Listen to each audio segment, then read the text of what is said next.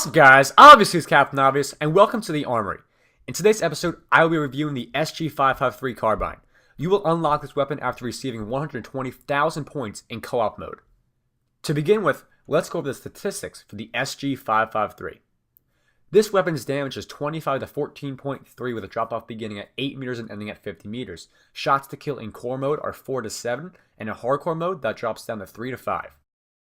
So yet again, I'm reviewing a weapon with a standardized damage of 25 to 14.3. There's nothing special there at all regarding this weapon. But the one thing I want to point out regarding the SG553 is the relationship between the damage and the fire rate. With an average fire rate, which I'll go over in a little bit, the SG553 has a very sort of plain or not really too special time to kill. Meaning there's nothing special in regards to the damage and the amount of time it takes to kill somebody in regards to the SG553, making it a little lackluster to some people. The rate of fire is 700 rounds per minute, and the muzzle velocity is 430 meters per second. Maximum range is 645 meters. You can fire this weapon on full auto, 3-round burst, and semi-automatic mode, and the suppressive effect is 7.0%. So we got an average fire rate of 700 rounds per minute. We have a lower than average muzzle velocity of 430 meters per second, and we have a pretty average or lackluster range, putting the SG553 right in the category of mid-range combat, and that's where it functions the best. Now, its 3-round burst mode also complements this greatly.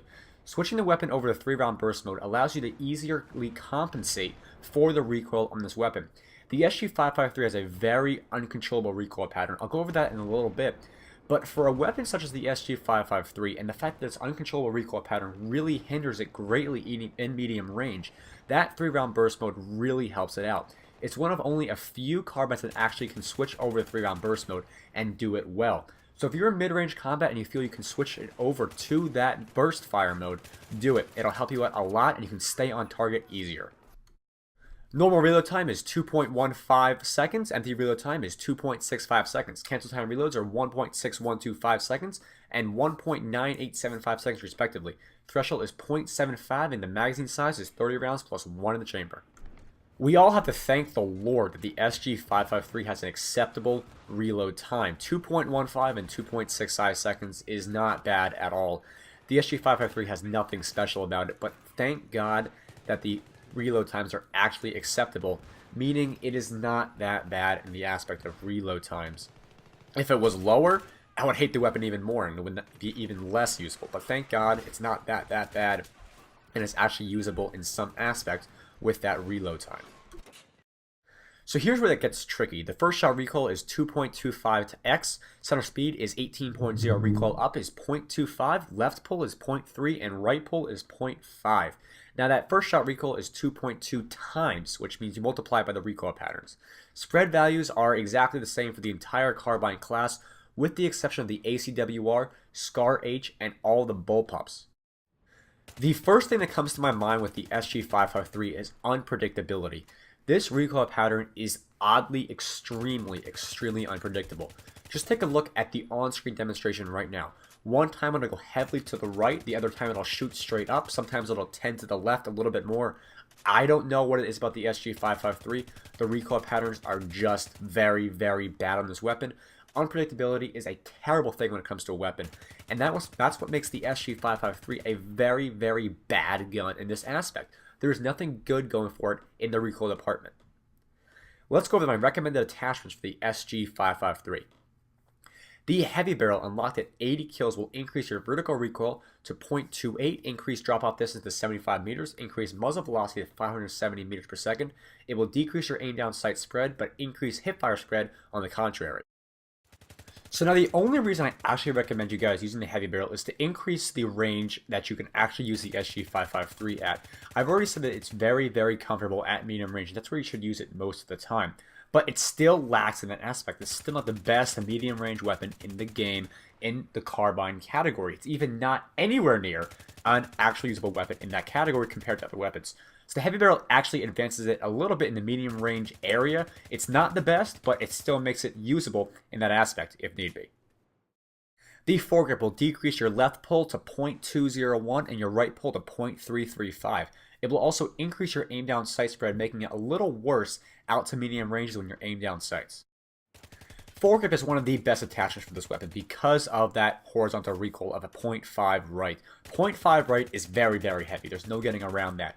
Having the foregrip on this weapon will decrease that to a very considerably nice amount. 0.335 pull right is very good. It's not that bad. It's a minor difference between that and another weapon in the category, but it's still a huge decrease over that 0.5 that the SG553 initially has. The suppressor unlocked at 60 kills will lower your vertical recoil to 0.225, decrease aim down sight spread, and increase hipfire spread. The drop off start will be 4 meters, drop off end will be 30 meters, and the muzzle velocity will go down to 320 meters per second. Very low.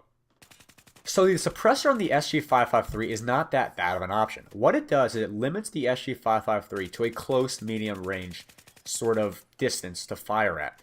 It limits the SG553 in such a way that it makes that it actually excels in that aspect. Lowering the vertical recoil, increasing your accuracy, lowering the muzzle velocity, but also decreasing that range at the same time, makes it sort of a close to medium range weapon, which is good in an aspect for the SG553, but not for the other weapons in the category. The flash suppressor unlocked at 175 kills will decrease your vertical recoil to 0.200, but increase your hipfire spread to make it a little worse in that aspect. So the flash suppressor is actually a very, very good option for the SG553. The vertical recoil already isn't too high, around 0.25. But what the flash suppressor does is it limits the vertical recoil, making it a little bit more controllable and a little bit more predictable. The unpredictability of the SG553 is its very weak point. So lowering the vertical recoil will make it a little easier to predict. Countering the recoil is a little easier with the flash suppressor. But there's an even better setup for that, which we'll go over right now. So the recommended class I have for the SG553 is all about controllability. Nothing else and nothing more. That's what it's going to be about. So the Cobra sight, foregrip, and flash suppressor is the best option for this class setup. And it's what I run pretty much all the time when I use this weapon, which is very rarely at that. So foregrip, flash suppressor, and a sight of your choice, but I like the Cobra. So now here's a recoil demonstration of the recoil with these two attachments on it. I wanted to include this in the video because it actually shows how much it helps. It really crunches that recoil down. That's the word I use to describe it. It keeps it in a very tight circle and gives you barely that much movement while holding the trigger down. It makes the SG553 a lot more predictable and actually usable. Great option. I love this class, and it's the only one that actually works for me on the weapon. So now the SG553 in conclusion isn't that great of a weapon. There's a lot of weapons in the game that are a lot easier to use than the SG553. They may be easier to use, and they also are better at what they do than the SG553.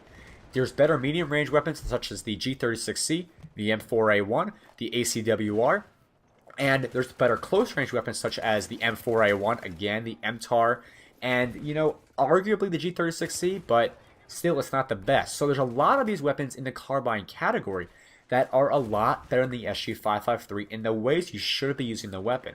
So in reality, I don't recommend using the SG553 that much. It's not that great of a weapon. It won't give you any options that other weapons will give you more. The versatility you get from the G36C can't be missed. It's a lot better than it is with the SG553. So the only advantage you get with the SG553 is the ability to put on the foregrip and the flash suppressor and have that controllability at the same time not really limiting your range at which you can compete. Already the SG553 cannot be used out to longer ranges. So using with these attachments will not limit it as much as it would for a longer range weapon such as the acw-r. If you put a foregrip and a flash suppressor in the acw-r, you will be hindering yourself a lot because of that accuracy loss. But with the SG553, where it's already not that great of a medium long range weapon, the minor hindrance you get from that lowered accuracy with the foregrip is not that bad of a loss, making the SG553 an actually usable weapon in the close to medium range aspect, where I recommend you guys using it the most. So use that flash suppressor, use that foregrip, and you may be able to compete actually in these ranges if you, get your shots on target, you start shooting at the guy first. But you always got to remember, the SG553 is not that good of a weapon. It's a very hard weapon to use. It's more for the master. You got to master this weapon to use it. That 3-round burst helps, yes, but still, the SG553 is not a good weapon. Every other weapon can beat it out in a certain aspect. So you gotta keep that, in your back of your mind. Don't use the SG553. There's better weapons out there for certain ways. Just use it if you, want to have some fun or you can master it. That is it for today's episode of the Armory. I hope you guys enjoyed today's video and you learned something new and useful. Next episode, I will be reviewing the QBZ95B. Cool weapon, by the way. Follow me on Twitter, and as always, rate, comment, and subscribe, and I'll see you guys later.